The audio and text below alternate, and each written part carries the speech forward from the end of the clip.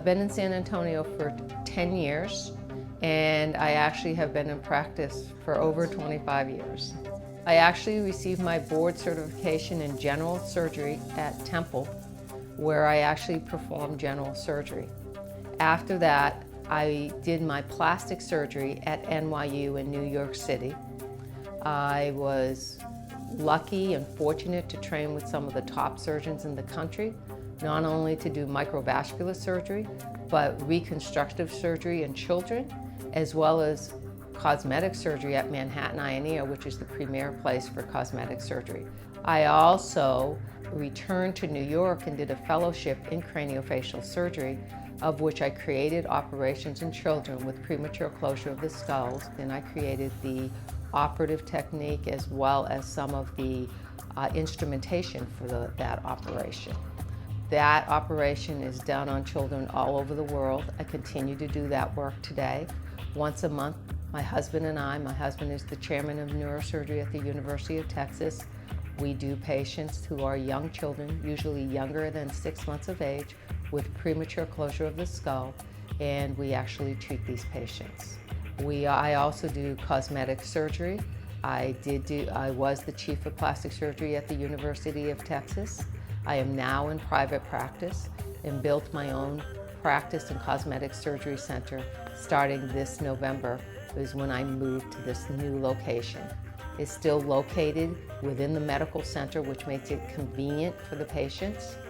But this is a beautiful state-of-the-art surgery center, 5,000 square feet, with all the newest technology and a pre-op and post-op recovery room area.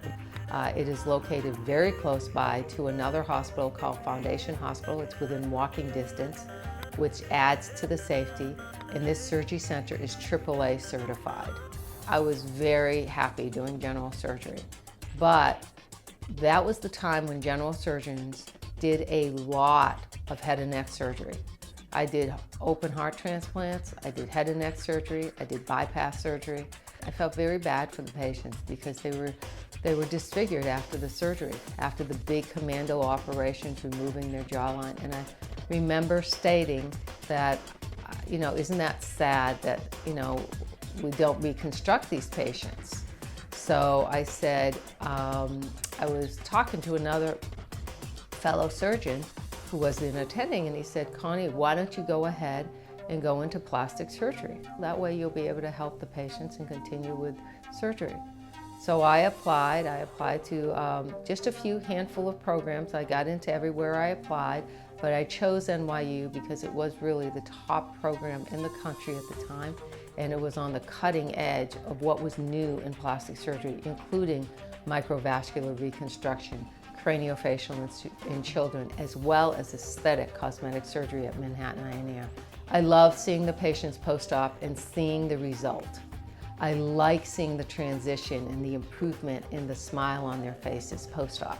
A happy patient is the most rewarding thing that a surgeon could ask for. This isn't a practice where we do minimalist things. This is a practice where we want to see the results.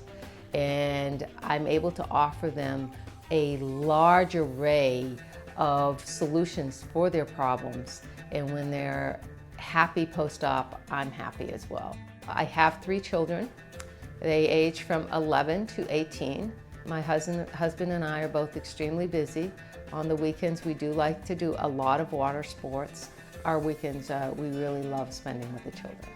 Well, I think the best thing for the patients to understand about me would be that I truly care about what their outcome is and allowing them to go through a process of achieving the outcome is really a process we take together.